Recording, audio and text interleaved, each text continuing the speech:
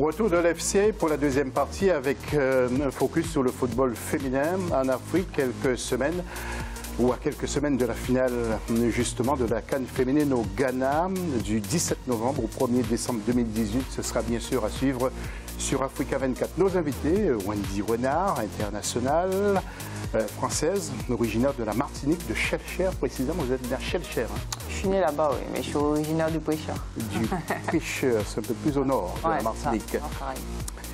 Diapatis est avec nous, directeur technique et recruteur au FC Metz. Il a le sourire car ça va bien pour Metz en division 2, ça va. En Ligue 2.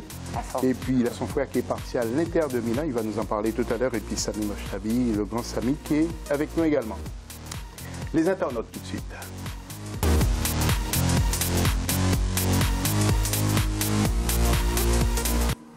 Et que pensez-vous justement de ce quatrième tour, ou que retenez-vous du quatrième tour des éliminatoires de la CAN? Vous réagissez sur Facebook, Africa 24 ou Twitter, l'hashtag Africa 24. Le dossier de l'FC.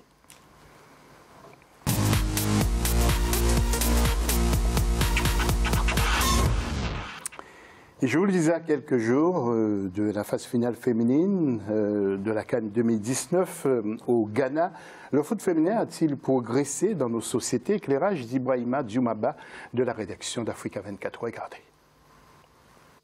Depuis plusieurs années, le football féminin en Afrique reste dominé par un certain nombre de nations comme le Nigeria, le Ghana, le Mali, la Guinée équatoriale, le Cameroun ou encore l'Afrique du Sud. Le football féminin a certes progressé en termes de qualité de jeu, mais reste peu diversifié sur le continent. On retrouve le même, certes, au niveau de la Coupe d'Afrique des Nations, c'est pratiquement les mêmes équipes, pratiquement le Nigeria et la Guinée équatoriale. Le football féminin est vraiment développé. Ça s'explique parce qu'en Guinée équatoriale, le championnat féminin est beaucoup plus suivi que le championnat masculin. Le développement et la diversification du football féminin restent un défi pour la Confédération africaine de football et les fédérations, selon certains observateurs. Le potentiel existe chez les jeunes filles, mais n'est pas pleinement exploité, estime-t-il.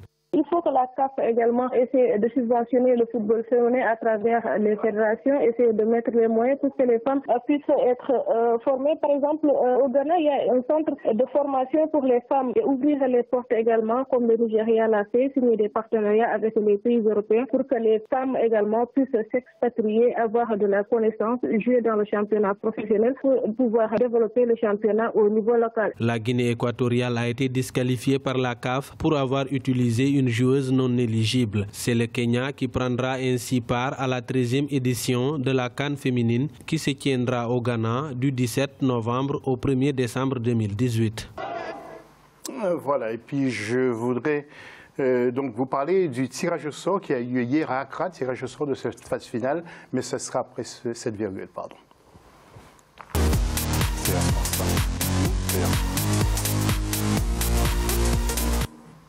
Alors justement, il y a pour le groupe A, Ghana, Algérie, Mali et Cameroun. Et pour le groupe B, ce sera Nigeria, Afrique du Sud, Zambie et Kenya. Diep, est-ce que vous allez vous rendre là-bas pour peut-être recruter pour l'FC Metz? Alors par rapport aux féminines, je n'irai pas sur cet événement. Parce que j'ai des obligations ici en France. Mais il y aura un suivi qui sera réalisé. Oui, donc, et puis maintenant, pour dialoguer autour de ce tirage au sort, alors les Nigériennes sont toujours là, Sami. Ce sont les favoris de cette CAN, le Ghana, en Afrique, c'est vrai qu'en Afrique, quand même, le Nigeria, c'est le monstre, c'est l'ogre. C'est l'ogre, il dévore tout. Après, on sait que le Ghana et le Cameroun a un degré moindre quand même, parce que le Cameroun n'a pas encore gagné de CAN. Je crois qu'ils étaient encore deuxième en 2016. Donc les Camerounaises ont encore du chemin à faire. Oui, mais c'est vrai que normalement, après, ça se passe au Ghana. Donc on sait très bien qu'un pays organisateur peut souvent créer la surprise. Le Ghana a quand même des infrastructures pour le football féminin. C'est vrai que le Nigeria, j'ai l'impression qu'ils ont une longueur d'avance. Je ne sais pas si tu les as déjà joués en sélection. Mais si, en Coupe du Monde, mais ça remonte en 2011. Est-ce que tu as pu faire des comparaisons avec d'autres clubs africains que tu as joués? Mais le Nigeria, je pense qu'il y a un gap entre le Nigeria et le reste des équipes. Parce que les Nigérians ont vraiment pris au sérieux le football féminin, contrairement aux autres nations africaines. Nous, quand on les avait joués, c'était déjà en 2011. Et j'avais déjà vu une équipe assez bien structurée. Ouais. Et c'est vrai que dernièrement, là, on a joué le Cameroun. Voilà, c'est une équipe qui a des joueuses qui a de la qualité. mais malheureusement c'est encore désorganisé et ça va au pressing un peu n'importe comment. Et après, il y a de la qualité, on sent qu'il y a de la qualité, il y a des jeux offensifs où j'ai joué, que ce soit en club, en Champions League, mais à voir. Mais en tout cas, ouais, si c'est au Ghana, à voir. On y reviendra tout à l'heure justement sur ce fameux France-Cameroun 6-0 pour l'équipe de France. Alors, nous allons voir un tableau où on voit toujours les mêmes équipes qui participent aux compétitions internationales, les mêmes continentales. Il s'agit du Nigeria. Regardez ce tableau, Nigeria, Ghana, Afrique du Sud et Cameroun. Est-ce que vous êtes d'accord autour de ce plateau? Ce sont quasiment les mêmes équipes que l'on voit souvent, Nigeria, Ghana, Afrique du Sud et Cameroun, Wendy? Oui, ce sont les mêmes équipes qui reviennent souvent. Après, ça démontre aussi que ce sont peut-être les nations qui sont les plus développées au niveau du foot féminin. Donc, pour moi, il n'y a pas de surprise. Après, ce serait bien que les autres ça arrive à structurer. Je pense que d'une manière générale, il faut donner plus de moyens aux joueuses. On en parlait tout à l'heure là chez les gars, mais je pense que chez les filles, il y a encore beaucoup de boulot au niveau, même en Martinique, je parle, dans les dom-toms. C'est important de prendre conscience de ça, parce qu'il y a un vrai potentiel et malheureusement, c'est mal exploité. Donc, il y a de quoi faire. Donc, il faudrait permettre aux filles de s'exprimer comme les gars peuvent le faire. Oui, et je me tourne vers vous, Samy. Est-ce que vous pensez que les parents sont encore réfractaires pour envoyer leurs filles c'est ça.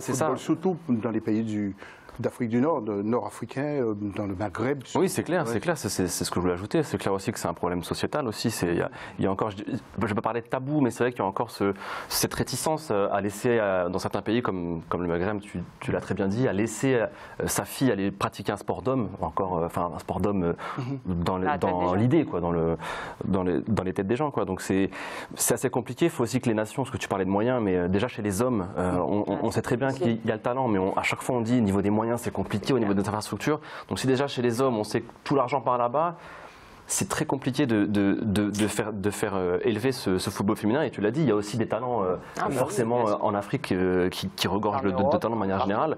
Et c'est dommage, parce qu'on se dit qu'avec vraiment beaucoup plus de moyens, pour les hommes et pour les femmes, on verrait émerger de vraies grandes joueuses. Et le Nigeria, l'Afrique du Sud, le Ghana et le Cameroun sont quasiment, à peu de choses près, les seules nations qui font un petit peu d'effort pour faire avancer ce football féminin et c'est bien dommage. Il y aura peut-être un peu d'ouverture parce que même en Iran, le gouvernement a laissé certaines filles aller voir le dernier match de l'Iran. Il y avait beaucoup de filles dans le stade. Mais est-ce que vous pensez que ça va se débloquer? On dit aussi que dans certains pays africains, que le football, c'est une affaire de garçons. Alors que le basket, c'était une sorte de filles. Ce sont des filles qui ont inventé, qui ont commencé à jouer au basket. Et les hommes ont pu... Maintenant, ils participent alors. Donc, c'est un faux problème. Pour moi, clairement, c'est un blocage, je dirais, cérébral. Puisque, en soi, quand on note toutes les différentes barrières et qu'on permet et qu'on donne les moyens, même s'ils sont minimes au départ, aux femmes de pratiquer du football, elles prennent plaisir à ça. Et pour l'avoir vu aussi, je pense qu'on prend également plaisir à entraîner, à faire en sorte que voilà, des joueuses puissent se former et performer dans le milieu du football. Et ça n'enlève rien dans la féminité des femmes. Parce que c'est vrai, Samy, il y a de très belles femmes, surtout à Lyon, j'ai regardé les photos. Ah, mais en fait, ça fait rire. Comme vous, ça vous fait rire, mais vous aussi. Non, c'est pas parce qu'on fait du foot que nous ne sommes pas des femmes. Après, sur le terrain, voilà, nous avons par moments des attitudes semblables à une joueuse de football, même un joueur de foot. Mais c'est le football, en fait, qui veut ça. Aujourd'hui, parler de foot et foot féminin, c'est un peu... C'est un peu dommage. Pour moi, c'est le même foot. Nous avons les mêmes règles. Souvent, les mêmes maillots. La plupart, ça dépend. Mais en tout cas, voilà, on a la même passion. On défend à chaque fois. On fait les mêmes courses pour aller marquer. C'est dommage d'en arriver toujours là. Ça démontre encore qu'on a du chemin à faire parce que... je le dis, que ce soit en Afrique ou dans les dom-toms, il y a de la qualité. Et malheureusement, s'il n'y a pas de moyens, c'est un peu partout. dans les bureaux ou quoi que ce soit. S'il n'y a pas de moyens, on ne peut pas faire grand-chose. On ne peut pas espérer développer quoi que ce soit. Oui, si vous nous regardez, les parents, bien surtout, envoyez vos filles jouer au football. C'était un très, très beau sport. En tout cas, nous allons revenir aussi sur la finale de la CAN 2016. C'était le 3 décembre où, souvenez-vous, le Nigeria avait battu le Cameroun sur le score de 1-0 avec Désiré Oparanosier qui avait marqué à la 83e minute de jeu pour le Nigeria que vous voyez qui est en blanc. C'était la fête. Et puis, en demi-finale, Cameroun avait battu Ghana 1-0 et Nigeria avait battu Afrique du Sud sur le score de 1-0. Meilleure joueuse, Gabrielle Onguéné. Vous voyez le président Biya et son épouse qui avaient pris une part importante à l'organisation, justement, de cette fête du football au Cameroun. C'était en 2016, souvenez-vous. Africa 24 avait planté son studio sur place à Yaoundé. Donc, c'était vraiment une très, très belle fête. Et les jeunes Camerounaises qui sont en pleurs, et on comprend. C'était au stade de Yaoundé, devant presque 40 000 personnes. On comprend parfaitement leur déception. Et pour mettre un terme à la deuxième partie de cette émission, jetons un œil sur les demi-finales, retour de la Ligue des Champions qui auront lieu ce mardi 23 octobre entre l'Espérance de Tunis qui reçoit le club Desportivo de Agosto. À l'aller, le club Desportivo l'avait remporté 1-0 et le Sétif qui reçoit Al-Ahly Sporting Club de l'Égypte et à l'aller, donc Al-Ahly l'avait remporté 2-0. Et puis la Coupe de la Confédération maintenant, ce mercredi 24 octobre, entre l'AS Vita Club qui reçoit Al Masry Club, 0-0 à l'aller. Et puis Raja Club Athlétique qui reçoit Enyamba FC. Et à l'aller, c'est Raja Club qui l'avait remporté 1-0. Raja Club par favori. Fin de la deuxième partie de cette émission. On se retrouve tout à l'heure pour la troisième et dernière partie.